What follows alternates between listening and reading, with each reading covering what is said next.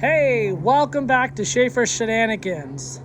Some of you may know we'll be going on a road trip soon from our place here in Florida all the way up to Ohio and eventually Maryland. And one of the things we got to get done before we do that trip is an oil change on the Mazda. This is our 2016 Mazda 3 hatchback. This is what we bought new back in October or November 2016 or so, and we actually bought this in Maryland. It came through the port of Baltimore there in Maryland. This is what we use for our family car, and this is what we're doing the oil change on.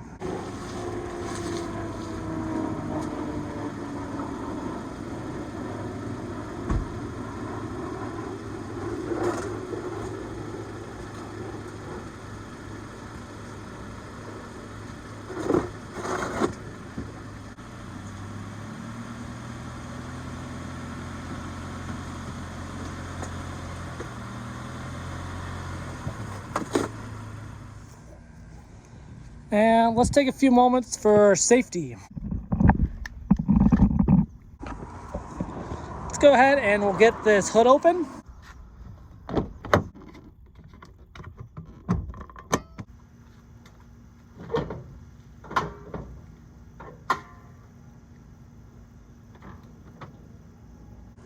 Now, for the past 2 or 3 oil changes, we've been using this 0W20 by Mobile One.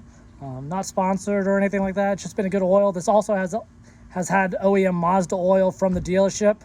Car runs just fine. I haven't really noticed an MPG, any noises or anything like from the engine between those two different brands of oil. Now we got everything figured out for the most part. We do have to remove a little skid plate that has like the oil drain plug under it, as well as the oil filter.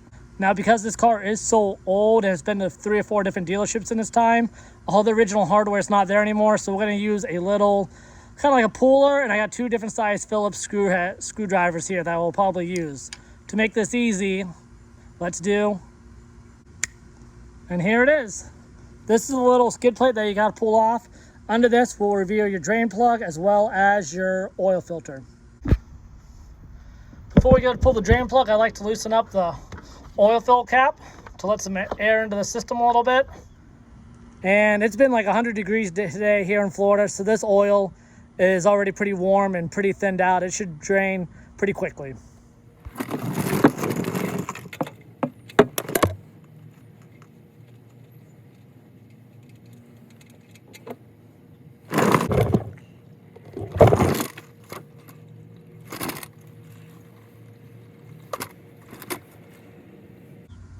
Now, over time, since I've owned this car so long, the original drain plug in the car came kind of stripped out after different techs and stuff. I've tried to use different methods on how to remove it. So we went and got a OEM drain plug for this. And while we're there, we got a OEM Mazda filter. I have used different kinds of oil before, like the Mobile One and the Mazda oil, but I've always ran a Mazda oil filter on this car since we've owned it. To get the old oil filter off, I'm going to use these plier remover things. You can get these at Harbor Freight or really any other parts store. I find these are pretty handy than trying to put like a large socket or something on the bottom of the oil filter. These are pretty cool.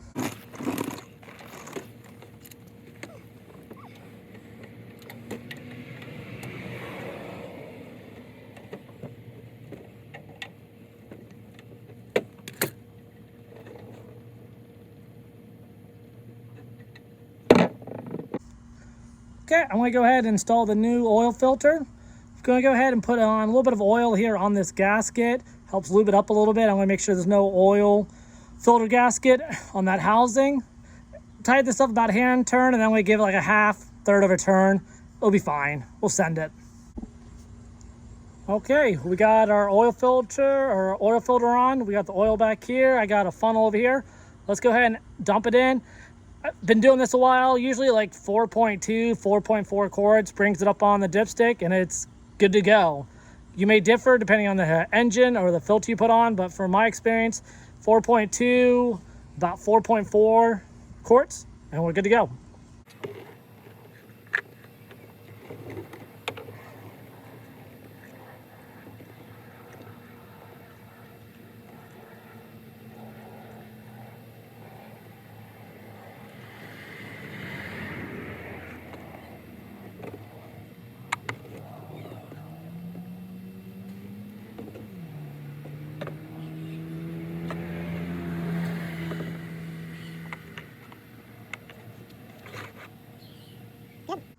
All right, so we got the new oil filter put on, we got the new drain plug put in with the crush washer, and we added oil. Before I put on that bottom skid plate, I want to go ahead and just start the car up and just double check for leaks.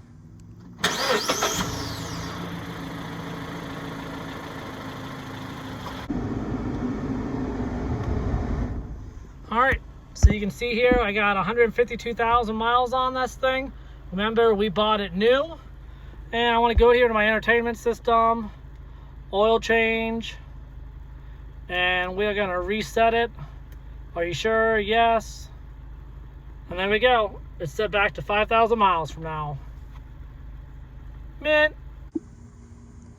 And of course, you know, it's in a good habit of, while I'm underneath the car, I'm looking at the axle seals, any suspension components that I can see up front. While I'm under the hood, I'm looking at the hoses, the belts, wiring connections, stuff like that, just to do like a general maintenance look over. But it all looked good. Let's go ahead and put the skid plate back on, back this car off these ramps, and finish this job up.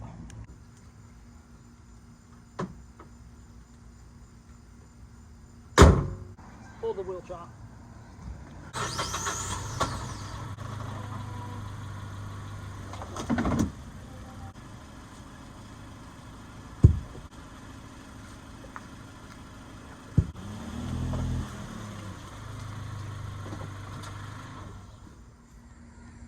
Okay, there we go. We got the oil filter change done and everything else looks good on this car. It should be ready to go for its road trip coming up here in the next few weeks.